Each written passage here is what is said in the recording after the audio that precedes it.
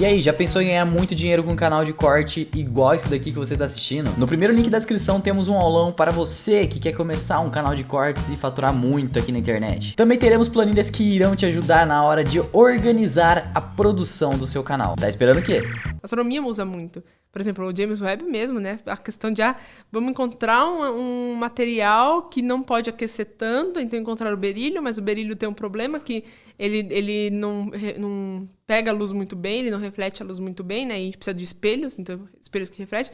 Então vamos passar uma camada de ouro por cima, que ouro reflete bem. Então, assim, é umas coisas que, assim, vai sacando... E, assim, conforme... E é isso que é interessante, porque muita gente fala, mas por que vocês... em vez de estarem aí, vão procurar a cura para o câncer, ou a cura para não sei o quê. Exatamente porque a necessidade obriga no sentido de, assim, você tá ali uma coisa que pode ser usada. Por exemplo, o Wi-Fi, que a gente usa. A ideia do Wi-Fi veio da radioastronomia, porque eles precisavam observar justamente quasares, que são buracos negros que eles estão se alimentando muito rápido, e aí eles precisavam de ondas de rádio para isso. E aí, a partir das ondas de rádio, eles perceberam que, pera lá, a gente pode usar isso aqui como uma forma de passar informação. E aí foi aí que veio a ideia de fazer o Wi-Fi. Então, assim, a astronomia, né, por causa de uma necessidade de observar, falou, não, mas a gente pode usar isso para isso também. E aí veio o Wi-Fi. Então, assim, é uma coisa que... Porque tá no limite das descobertas, né? Tá no limite, Tanto que o James Webb, a gente fala que a coisa mais tecnológica que o ser humano já criou é o James Webb Space Telescope. E ele tem muita tecnologia por trás, que agora vai ter gente usando aquela tecnologia para outras coisas. Um exemplo é a medição do espelho, porque o espelho tem que ser extremamente liso, né, para não ter nenhum problema de ruído nem nada. Como que eles fizeram isso? Eles fizeram com uma forma de um laser que alisa de uma forma assim, tipo, o tamanho de um átomo, assim. Então não tem um átomo fora daquilo ali. Caramba. E aí fizeram o quê? Por que fizeram isso? Porque eles precisavam de um espelho extremamente liso. Agora, esse laser, essa tecnologia que fizeram para isso, é uma tecnologia que eles estão percebendo, pera lá, a gente pode usar isso também para tratar tumores na cabeça. Fazer de cirurgia de tumor na cabeça. Então, assim, é uma coisa que uma coisa leva a outra.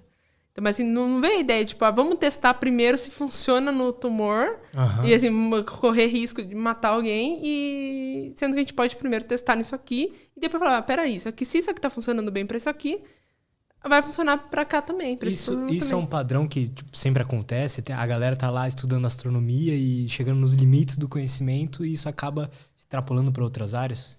Eu acho que na física em geral acontece muito isso. Na física acaba chegando no limite e aí extrapola. A história do eletromagnetismo é o melhor exemplo disso. A história do eletromagnetismo é linda, assim. Como é que foi? Porque o eletromagnetismo estava ali, o Michael Faraday, ele não tinha uma educação formal, mas ele tinha muita curiosidade, então ele trabalhava num laboratório de física, né?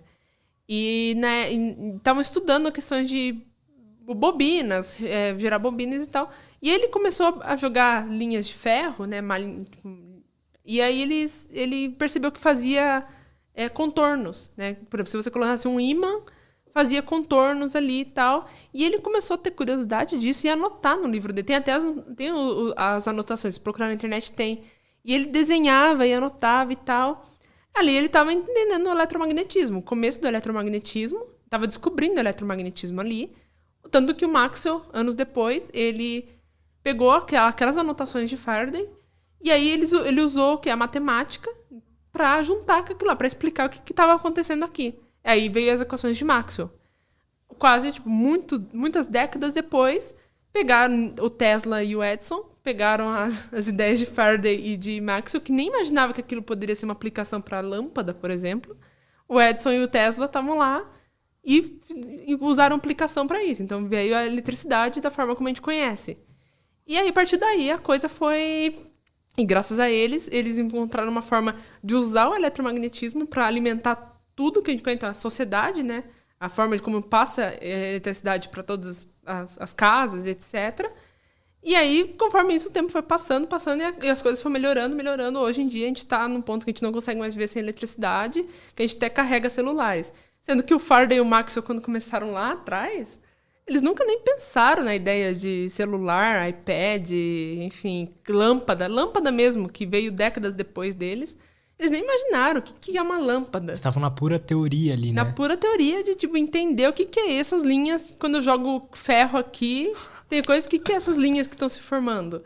E aí, ele ia anotando, era isso que eles tinham curiosidade, de entender aquele fenômeno ali.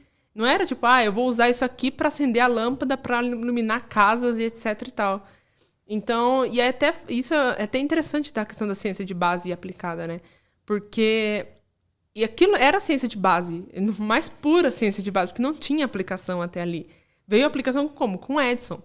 E aí todo mundo fala, mas se for isso é importante, então por que as indústrias não investem? Sim, o Edison teve investimento, só que ele usou o trabalho do Faraday e do Maxwell, que eles não tiveram investimento assim, de indústria, porque ninguém tinha aplicação para aquilo ali. Só veio muitas décadas depois que veio. Então, assim, é o exemplo de como que nasce a ciência de base e a ciência aplicada. Então... A importância disso, né? O desenvolvimento de um produto, se você não entender como que funciona as leis do universo, como é que você desenvolve um produto? Exato. E a gente novo, disruptivo. Sim, e para o computador mesmo, é mecânica quântica ali, né? Como que funciona ali a comunicação, né? Então, assim, tudo depende, assim... Tem até um livro da Equação de Deus, do Michio Kaku. E a Equação de Deus, quando a gente fala, assim, a equação de tudo, né? Que explicaria o universo inteiro. E ele conta nesse livro como que funcionou a física e cada revolução que teve na sociedade por causa da física. Então, quando Newton entendeu melhor as físicas, né, leis de Newton, dinâmica, etc., teve uma revolução logo depois industrial. Então, assim, você consegue ter, assim, conseguiu ferramentas e formas de energias melhores com as equações de Newton. Depois veio o eletromagnetismo, também teve uma revolução. Mecânica quântica com computadores. Então, assim, cada vez que uma coisa assim, uma área avança dentro da ciência de base, logo depois tem uma revolução dentro da sociedade em si e tecnológica. Que é uma oportunidade de monetizar essa coisa. É uma oportunidade, né? De monetizar. Um empreendedor esperto vai lá e vai criar um produto legal. Sim, só que antes disso, ninguém pensou em uma aplicação para depois. Então, uma pergunta que eu recebo muito é: por que estudar buracos negros? E aí eu sempre respondo, tipo, buracos negros é exatamente a gravidade ao seu extremo, e a gente não entende nada da gravidade. Então, assim, então, a gente não sabe, é claro, eu não sei dizer aqui o que a gente pode fazer quando a gente entender a gravidade, mas com certeza lá na frente vão usar uma forma de aplicar isso dentro da sociedade, de usar a gravidade a nosso favor. Voar, a gente poder voar. Carros voadores. Carro voador, né? Ou, por exemplo, que o próprio Elon Musk, né, tem vamos pra Marte, etc e tal, tipo, formas mais rápidas de ir. Assim, tem formas de fazer. Por exemplo, a fusão nuclear é um exemplo mesmo disso. Ela ainda tá uma coisa na teoria, mas é uma coisa assim que já tá mirando na aplicação, né? Vamos tentar resolver isso de energia limpa e etc, resíduos, evitar mudanças climáticas. Mas, então, tudo dentro da física acaba sendo assim, tem uma descoberta grande e aí logo depois vem uma revolução. Então, e aí no começo é assim, pura curiosidade para entender o fenômeno. Então... Nossa, eu acho lindo isso, cara. Eu acho esse potencial humano de ficar tentando descobrir como que funcionam as coisas. Aí vem um cara lá, 20, 30 anos depois, que usa isso para criar um produto. Sim. Isso é muito foda. Isso é assim, eu acho que o amor pela curiosidade, né? Isso é uma coisa, acho que, do próprio humano, né? Desde sempre. O humano sempre teve curiosidade em descobrir as coisas, né? E um exemplo disso também é a própria Marie Curie, né? Que ela tava ali, tipo, estudando radioatividade, curiosidade ali, simplesmente curiosidade, ganhou 2 Nobel, assim, curiosidade ainda. E aí, anos depois, ela... Tipo, o que ela descobriu foi justamente para tratar câncer, por exemplo, né? Radioterapia veio daí, radioatividade. Então, assim, as coisas... Ela nunca imaginou, tanto que ela morreu de câncer, né? E, então, assim, a própria coisa que ela descobriu é uma coisa que poderia ter tratado ela e ela nem imaginava. Interessante. Então, é interessante ver isso, que a física da ciência de base e a ciência aplicada, como funciona.